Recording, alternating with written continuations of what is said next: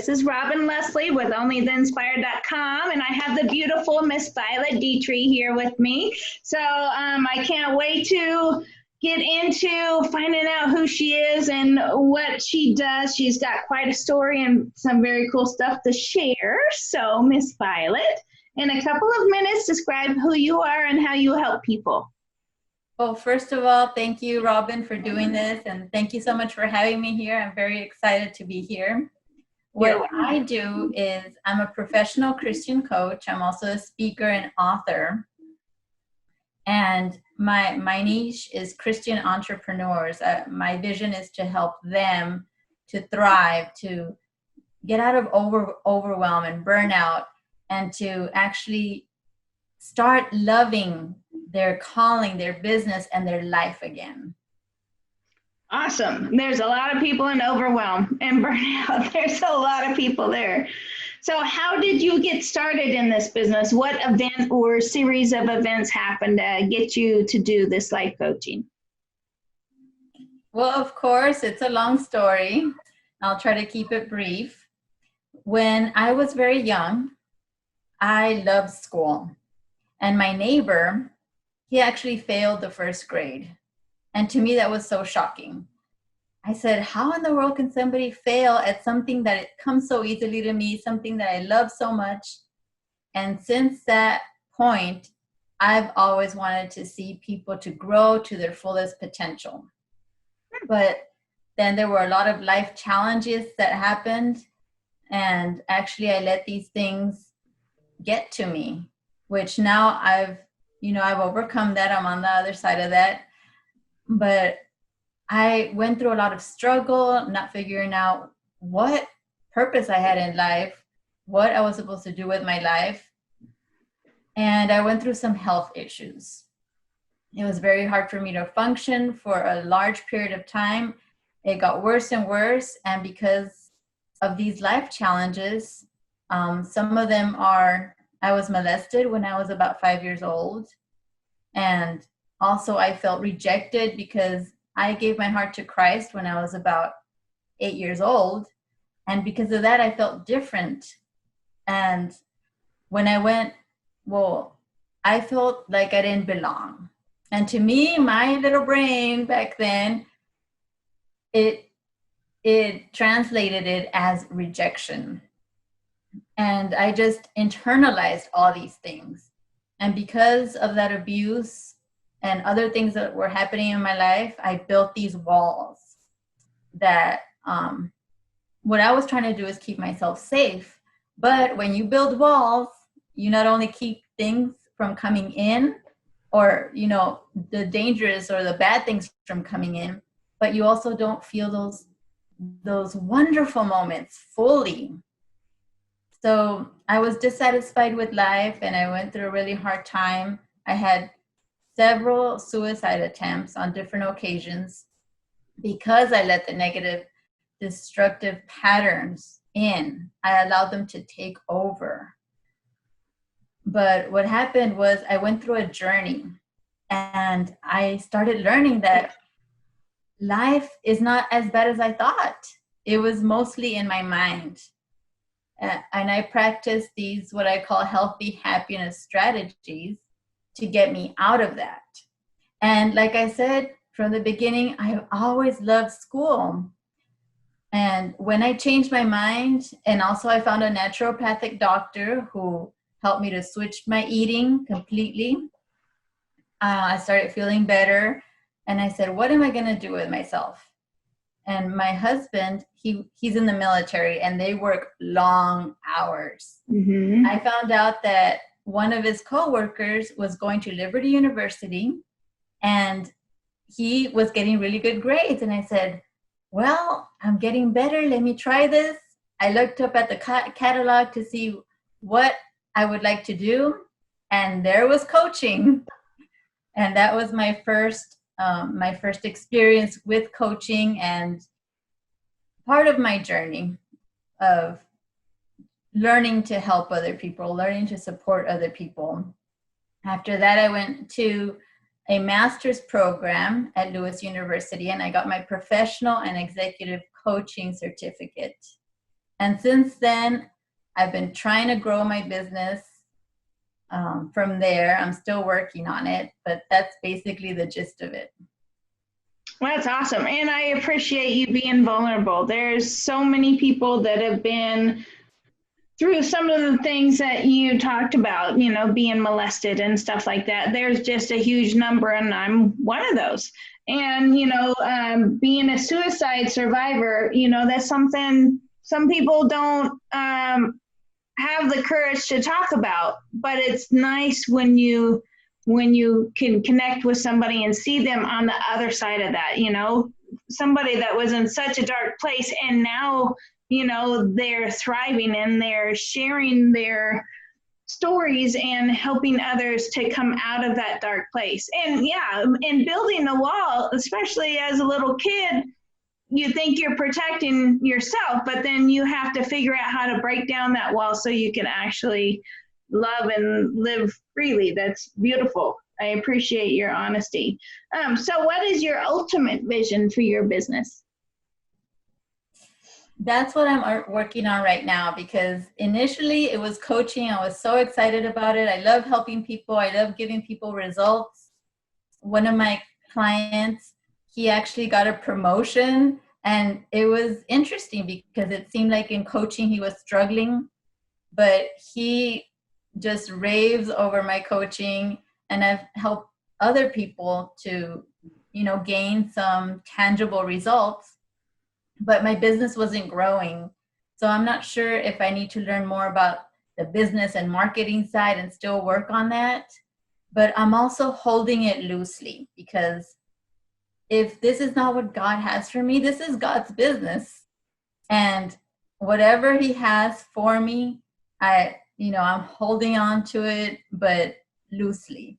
Because if he has something else out there for me, wonderful. Right now, this is what I'm doing. And I also started doing some speaking engagements to try to reach out and trying to get more exposure.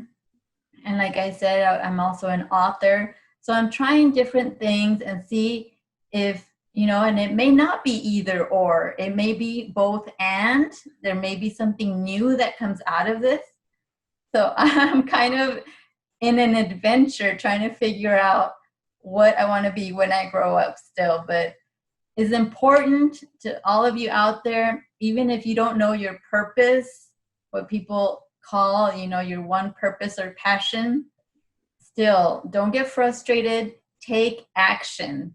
Whatever action you take, keep moving, because I'm sure that in time I will find it. With God, you know, he said that he has a purpose for us, or he has a plan for us that's good. And we have to continue to believe and trust in that and stay positive through everything. Beautiful. And yeah, go with your gut too. And obviously you were drawn to the coaching, and and you might not know the ultimate destination of where you're going or how it's going to morph into whatever. And so can you show the book? Oh, sure. And another thing about coaching, in coaching school, my type of training is a little bit different than what people perceive as a coach. It's more of, you have to just ask questions. But then I went through a different type of training. I learned some NLP, which is neuro-linguistic programming, what Tony Robbins uses. And also my fellow coaches who did not get the same training as me, but they believe that they can give advice, which my school says, you know, through the International Coach Federation, you shouldn't give advice, but sometimes people do need advice. And my friends, they're encouraging me to give myself permission to mentor, because I've gone through some things. And, you know, if this helps you, wonderful, because you're one step ahead of somebody. As long as you're one step ahead, you can help people behind you. So the coaching that I'm doing right now is also includes a little bit of mentoring as well. And yes, this is the book that I co-authored with a couple of other authors there. Brian Tracy for one of them. Uh-huh. Yes, if you're familiar with him. How exciting is that? Oh yeah, it was I wasn't very comfortable with writing at the time, and I was a little nervous, but if my story could help anybody, I was happy to share it at that time. That's actually, I didn't mention in my chapter that I was a suicide survivor. I just mentioned that I was in severe depression because I wasn't sure how an audience would receive that. And honestly, I still feel a little shame and a little terrified of visiting those feelings back then. But now I've been sharing more and more of my story in order to help whoever needs that help. Well, and you probably got there for a reason. You know, sometimes we have to hit the wall as hard as possible before we could waken up and see what our purpose or what direction is. And it's sad that somebody has to hit the wall that hard before they can wake up, but there's a reason you're still here. There's for sure a reason you're still here, and how you can help the other people who are in that dark place to get out of it. And that is such an important place, such an important part that you are playing. And it's interesting that you say that, because what happened is my husband came home earlier from work than I expected. And I wasn't expecting him there that early. And he walked in by some divine intervention, and my life was almost drained out of me. He rushed me to the ER, and they were able to revive me. And I guess it was God, because I'm still here. Absolutely. Yeah. What are the odds of him being home early when you totally weren't expecting that, and on that day at that time? And yes, so that's a beautiful thing. So what beliefs do you have that set you apart from other life coaches out there? And I'm a collaboration, not a competition person, but we all have different perspectives. So what do you think some of the differences for you are? Right. And I love that you have that collaborative spirit. And that's one of the reasons that I love being in this field, is because so many people want to share knowledge, want to share clients. If another coach can help them in a specific area that I can't, I'm happy to send them over there. So I love that you have that collaborative spirit, Robyn. Mm-hmm. And I'm sorry, can you repeat the question? So what beliefs do you think that set you apart? Or, what perspective do you bring to the table that maybe other coaches don't? I believe I've always been different. I consider myself weird sometimes. And one of the perspectives that I have is being a believer, being a Christian. I was probably in church since I was born. I used to go to Catholic school until I gave my heart to Christ when I was 8 years old. And that's one of the things that in my coaching, that's why I call myself a professional Christian coach, because Jesus is bound to come out. I strongly believe in the word. I strongly believe in God's promises. I strongly believe in God sending Jesus down so that we can have an abundant, prosperous life. And in some ways, I'm different in how Christians believe, because I believe in some of the law of attraction, the beliefs that they have. And the reason that I believe them is because they are based on Bible principles. A lot of them, they stem back, and you can find different verses there about how God, he calls those things that are not as though they are. You have what you say, you create your own reality, and you have to be careful to guard your heart and mind, because what you think is who you become. And those are a little bit of the differences that I believe I have. I love that. Well, and there's going to be people who want to find somebody of faith where they can openly talk about that. And, so they're going to seek you out for that reason alone. So I think that's beautiful. And those are the people that you should work with. Yeah, and another thing that just came to my mind, which is like a huge thing actually, is that I believe in grace, because I used to go through churches, and then I'm not knocking any churches. I'm just saying that wasn't the type of preaching that spoke life to me. It just seemed a little restrictive. It seemed more of no, don't do this, don't do that. You'll never be perfect. You'll never get there. But when I found the gospel of grace, when God actually told me that he loved me, whether I did something, whether I didn't do something, he loved me fully and completely. It was just so freeing. So that's another thing that I believe in, that I'm different, or there's a little bit of a difference with other coaches. Beautiful. Beautiful. So what was the hardest thing for you to overcome when starting your business? Woo!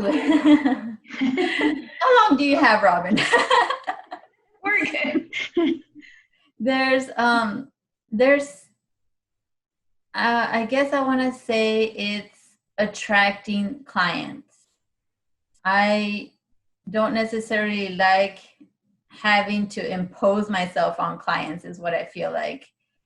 And so putting myself out there has actually been fun, doing Facebook Lives, that type of thing. But the marketing is not my forte. Tech is a little bit challenging too. So starting this coaching business, when you have the skills, it's awesome, but you also need those business skills, the marketing. And, you need to know social media. Right now I'm trying to learn Instagram. So a lot of those little different things, and there's only one of me. Mm-hmm. Mm-hmm. And I only have so much energy, and I really have to guard that, especially because of the health issues that I have. So yeah, I guess the business part and the energy part would be the two biggest ones. Gotcha. And I think there's a ton of people right there with you. I know there is.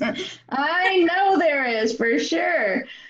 So this next question I ask everybody, and it's important, and some people have it and some people don't. So do you have the support network of friends and family encouraging you, saying, Violet, you need to do this? Or is this something that you feel called to do and you're doing it anyways, in spite of what other people say? Thankfully, I am so fully supported by my parents, by my husband, everybody in my family that I've spoken to about what I'm doing has been really behind me.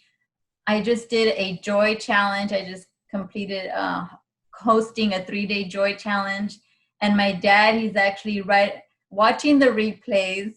He's giving me feedback. And my husband, he was part of the challenge. He's also posting on social media how proud he is of me. Yay! So I am so blessed to have such a supportive family right now. That is awesome. That is awesome. So what is your favorite thing about your business? Ooh, my favorite thing. Mm-hmm. So many favorite things. I'm a question person. I like getting to the bottom of things. I love meeting new people. I love tackling a problem. I love giving people results. I love seeing how they feel when they achieve what they were hoping to achieve. There are a lot of things about coaching that I really like. And it's interesting because I used to need to have everything figured out, but I like going into a coaching session and just having an open mind. Let's see what happens. Mm-hmm. I don't need to have my little script there. and I could just try different things, play along with it. That's another thing about coaching that's great, is that you get to have fun. And when you have fun, not only do your clients feel more comfortable, but you also get more creative ideas. So those are some things that I really enjoy about coaching. That's awesome. And I love having fun. And yeah, and you don't have to have a script, and everybody's different, and and so you're just there to listen and hear, and then you have your tools that'll tell you which direction to go and to help them best. That's beautiful. Oh, and another thing, I'm sorry, go ahead. Oh, go for it. Oh yeah, something that people always tell me is that I'm a good listener. And almost everywhere I go, there's people that share their stories with me, share their hearts with me, because I try to listen, and I tend to be a quiet person, and I let other people talk, and then they open up to me. So that's one of the, I guess, gifts that I have, is listening, and I'm using it also for coaching. Good. It's crazy how you meet people and they just open up. Yeah. Right. And I have that happen to me. It's like, I just met you like 5 minutes ago, and now I know all sorts of, yeah, you just open up. It's like, I think they feel that, you're there and you'll listen and you're heartfelt. I like that. I'm right there with you. So what inspires you? What are you passionate about? And it doesn't have to be business. Passion. That's a very interesting word. There's a lot of things that I really like to do. For example, my husband and I, our goal is to visit every national park in the US, for starters. When we finish doing that, hopefully we'll go throughout the world and visit those. But that's one thing that we really like to do, is having adventures, going exploring, going into nature, taking walks, getting some sun. Because back then, when I was in those dark times, I wasn't enjoying life. And now I want to fully enjoy life, fully live this gift that God has given me, because He didn't put me here to suffer. He put me here so we could enjoy His creation. We could enjoy our time here and see the goodness of the Lord in the land of the living. So that's what I like to do. I like to have fun. I love to be with family. We just came back from a road trip to Missouri, where I saw my baby nephew. He turned 6 months old, and I feel bad that we live so far away from him, but my sister sends me videos and pictures, and that just gets me so excited. And so what I really like to do is do things that make me joyful, because when my cup is full and it overflows, it can help so many other people. That's beautiful. Yay. So who inspires you? Is there one person or a few people that really have been instrumental in your life? My husband, of course, and you probably knew I was going to say that, Robyn. My husband has just seen me through thick and thin, through all my mistakes, my failures. I fell on my face so bad. I messed up so bad so many times. And my husband, he learned to let me fail. He learned to rely on the Holy Spirit, rely on God, and just take hands off sometimes if he had to, so that I could learn what I needed to learn and go through, figuring out whatever was going on inside me. So he's just an amazing man. I don't know how in the world I found him, but thank God I did. And I also, my mom, she's always been a giving person, always attending people. She when we were growing up, she would always have home cooked meals, even though she wasn't there. She was working a part-time job, and I was a latchkey kid, and she didn't give me the attention, and we didn't really have a lot of conversations, but she always made sure that we had home cooked meals there. And my dad, he's amazing. At first, my dad and I, we disagreed on a lot of things. We had a fallout, but thank God that now we can talk for hours on the phone. And he, like I said before, he's so supportive of me, and we talk every week, and he encourages me and gives me words of wisdom. So all of those people, and also the people at Toastmasters in Homestead, when I was attending their events or their trainings, they were just so giving and helpful and supportive, and you felt safe, and they were encouraging, and I'm just amazed. I don't know, maybe it might be my mindset now, but I'm amazed at how much good people can do, and how they can love, how they can give of themselves, and how generous people are. So I'm just really impressed by how wonderful the people that I've been meeting in my life have been. Yay, that is awesome. So one last question. If you could leave one tip or one golden nugget for the people listening, and it was the only thing you could tell them and your only chance to say it, what would that be? Ooh, you're making it hard, Robyn. It's a big one, I know. Only one thing. The one thing I would say is don't be afraid to fail. And there's no such thing as failure. After all I've been through, after all the mistakes I've made, God just has redeemed my life. He's blessed me so much. Even after my faith crumbling because of different things that didn't go my way and different prayers that didn't get answered. But if you fail, everything works together for good for those that love God. So it's going to be okay. And people say fail faster. Just try different things. Be brave and go out there. Those things that you have in your heart, try them. Try to get out of your comfort zone, and whether it's in your business or your life, just live it to the full. Do what you can. Keep on going, and be fearless. Beautiful. It doesn't matter how dark things get or how hard you fall on your face. You are loved no matter what. Exactly. So keep trying. Keep trying. I love that. Yay. Yeah.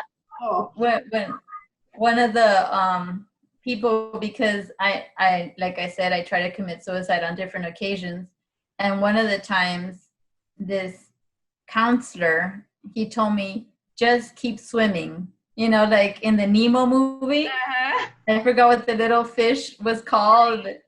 Dory. Yes, Dory. She would say, just keep swimming, just keep swimming. So guys, keep swimming. Yep, I love that. Yay.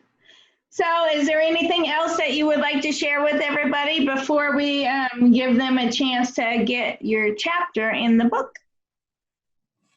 Well, something that I wish I would have told myself, my younger self, is the number one thing to focus on is listen to Holy Spirit. Not just go to church, not just read the Bible, but actually have a relationship with Holy Spirit, because you can have all these rules and regulations, but different people, sometimes have to be approached a different way. Different circumstances have to be approached a different way. It's not always, we wish it was a formula.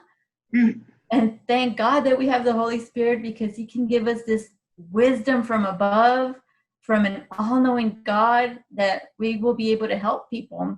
And one of the pastors that I follow, his name is Joseph Prince, and he actually preached a sermon before the coronavirus came out, warning people there's going to be a virus, a flu-like virus out there, and we've got to get our people ready. And there have been prophets that, you know, they were saying something was coming.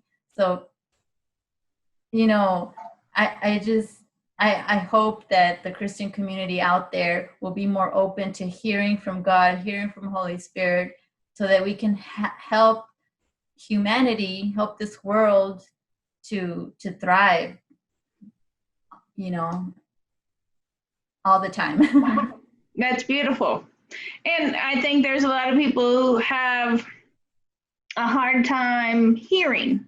You know, I think me for one, you know, when people say God spoke to me, I'm all, okay, did you actually hear him? Or, you know, and that's something I want myself, and I'm spiritual, I'm not religious. And, you know, I think there's really been one time in my life that that I feel like I got downloads. But most of the time I'm not. You know, I've seen that little meme where the, you know, the guardian angels like hitting their cell phone. Will you just listen? And so, you know, sometimes we're not quite sure what that actually means is, you know, but faith is super important. And, you know, if you, like I said, I'm not religious, but you go outside and there's, to me, no question that things are divine out there. You know, just the process that a butterfly has to go through to become a butterfly, to pollinate a few flowers, and then to become pretty food for a different species, and just how everything's intertwined, and it's crazy and it's beautiful. And if you just take a walk and look at the spectacular flowers and leaves and how everything is like, and they all have a reason for them being there. We all have a reason for us being there. So, but it would be nice to, you know, get the phone call and go, okay, I get you. And what about this? It would be wonderful. But a lot of us, I think, are still searching or hoping that they get that message and not quite sure how to do that. So any suggestions on that idea? For me, the first time that like I truly heard God talk to me, I wasn't really doing much. He told me I was going to get married, and at that point I didn't want to get married, and I started crying. Why? No. But what happened during that journey that I was going through, what I did is I let go of almost everything. You know, if there was dirty dishes, if there was dirty clothes, you know, I was just quiet. And because it was hard for me to function, I was in bed for long periods of time, and I would just be praying, and then I would go to sleep, and then I would pray, and then I would go to sleep. So just being quiet, listening, taking that time out, because God does want to speak to us. So he's not going to make it hard. It's just that we have to continue to practice it, continue to try things out, because if you're not sure if it's him, you can always try it out. And then it's like, oh, that's not it. Okay, so now I recognize that particular voice, that was probably me. And then you try something out, and wow, it did work out. Okay, so then you fine tune how you can hear from God or get divine revelation a little bit more and more. I'm not there. I'm not where I want to be yet at all. I wish I could hear from God every time, like you said, just pick up the phone or text, hey, help. I'm so I still have a lot to work on, but those are a few of the things that help me. Oh, that's very interesting. I like that. I like that a lot. Well, I appreciate you being here so much. And so Miss Violet does want to share her chapter in her book that she did with Brian Tracy. So to get that, go to just basically send her an email to abundantlifechristiancoaching@gmail.com. So CHRISTIAN. I'm trying to spell it all for everybody. Coaching, COACHing @gmail.com. And just say free chapter, or what do you want them to say in the email where you could just send them the chapter of your book? You can just let me know that you saw me on Robyn's show, and I'll be happy to send that out to you. Beautiful. Thank you. I'm excited about it. I can't wait to read it. And, you know, that's just so awesome to be in that book with him. That's great. And thank you again for being here. And thanks for your vulnerability and, you know, some tough talks, but there's so many people that need to hear exactly where you came from, because there's so many people in that spot right now that know that they could come out of it and they have a purpose and a reason that they're here. And it's beautiful, and I appreciate your openness. I love that. Thank you so much, Robyn. You're welcome. And thank you, everybody. And if you feel like there's somebody that needs to hear this message, please share. You know, share with those people that are feeling a little lost right now. We're all connected, and stories are what connects us to others, and you know, there's a purpose for everybody. So please make sure you share, and we will see you next time. So thank you.